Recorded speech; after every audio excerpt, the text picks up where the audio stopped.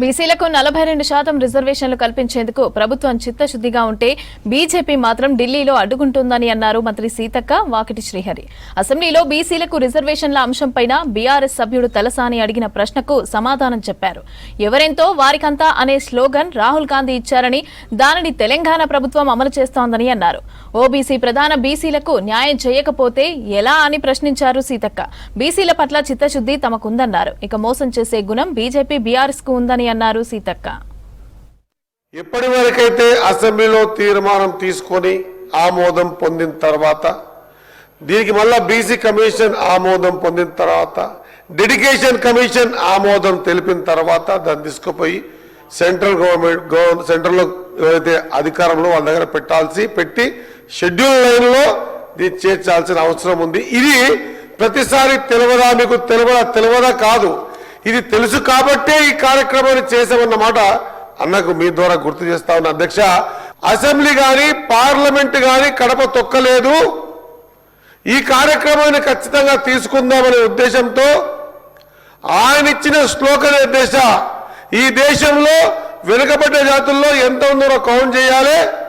100% Congress party SC ఎస్టీల పట్ల ఏ విధంగా అయితే కార్యక్రమాలు తీసుకున్నారో బీసీల పట్ల కూడా తీసుకునేది ఉండే. ఈ కార్యక్రమం ప్రతిసారి నీవు అక్కడి నుంచో నేను ఇక్కడి నుంచో కాదు, ఇదే వేదిక ద్వారా అందరినీ చేతులు జోడించి, కాళ్ళొక్కటే మొక్కలేదు, చేతులు జోడించి అన్ని పార్టీలలో ఉన్నటువంటి బీసీ నాయకత్వం అంతా ఏకతాటిపైకి వచ్చి ఈ ఆలోచన వచ్చినటువంటి ఈ విధానాన్ని సాధించుకునేంత వరకు సలహాలు సూచనలు పోరాటాల ప్రకారంగా ఏ కార్యక్రమం తీసుకున్నా కూడా చేసుకుందామని ప్రయత్నం చేశాం అధ్యక్ష. తప్పేముంది అధ్యక్ష? ఒకవేళ ఈ కార్యక్రమం చేయకపోతే అసలు మీకు ఆలోచన లేదు అనేటువంటి వాళ్ళు కాదా అధ్యక్ష? ఆలోచన ఉంది కాబట్టే మీ అందరి పర్సనల్ గా కూడా కలిసి ఆడడం జరిగిందని గుర్తు చేస్తూ, ఖచ్చితంగా ఇప్పటికీ పార్టీ బ్యాక్ స్టెప్ తీసుకోలేదు ఈ విషయంలో. పార్టీలో ఉండుకుంటూ కూడా, పార్టీలో మంత్రులమై ఉండి కూడా, ఖచ్చితంగా విప్లవమై ఉండి ఎమ్మెల్యేమై ఉండి కూడా ఖచ్చితంగా 42% రిజర్వేషన్ కోసం గలబెత్తి మాట్లాడతాం, కొట్లాడతాం, నిలదీస్తాం, సాధించుకునేంత వరకు పోరాటం చేస్తామని తెలియజేస్తూ, ఆ పోరాటానికి మీ మద్దతు కూడా మాకు అవసరం ఉంది. మరి ప్రజలతో అనుబంధంతో ప్రజలు వ్యక్తం చేసిన అన్ని కూడా అసమానతలను అర్థం చేసుకొని జిత్నా ఆబాది ఇత్నా ఇస్సేదారి అనే ఒక గొప్ప నినాదంతో బయటికి రావడం జరిగింది అధ్యక్ష. మీరు అధికారం లేకున్నా ఎట్లా ఇచ్చిరని అంటున్నారు. ఖచ్చితంగా అవుతుందని ఆశతోటి, ఆలోచనతోటి, ఆశయంతో ఒక డిమాండ్ పెట్టుకొని ఒక లక్ష్యంతో ముందుకు వచ్చాం తప్ప మోసం చేయాలని కాదు సార్ అధ్యక్ష. మరి వీళ్ళు ఒక ప్రాంతీయ పార్టీగా ఉంటూ ఎప్పుడూ కూడా నేషనల్ పార్టీగా కాదు. అలాంటప్పుడు మరి మైనార్టీలకు 12% రిజర్వేషన్ ఇస్తామని 10 ఏళ్లలో ఇవ్వకుండా మోసం చేసి మేము ఇక్కడ తీర్మానం చేసినాం, సెంట్రల్ పంపించినామని చేతులు దులిపేశారు అధ్యక్ష. మరి ఇది కాదు అధ్యక్ష మోసం. మీరు మా చేసిన దాన్ని కూడా తిట్టడం అయితే ఇది కరెక్ట్ కాదు అధ్యక్ష.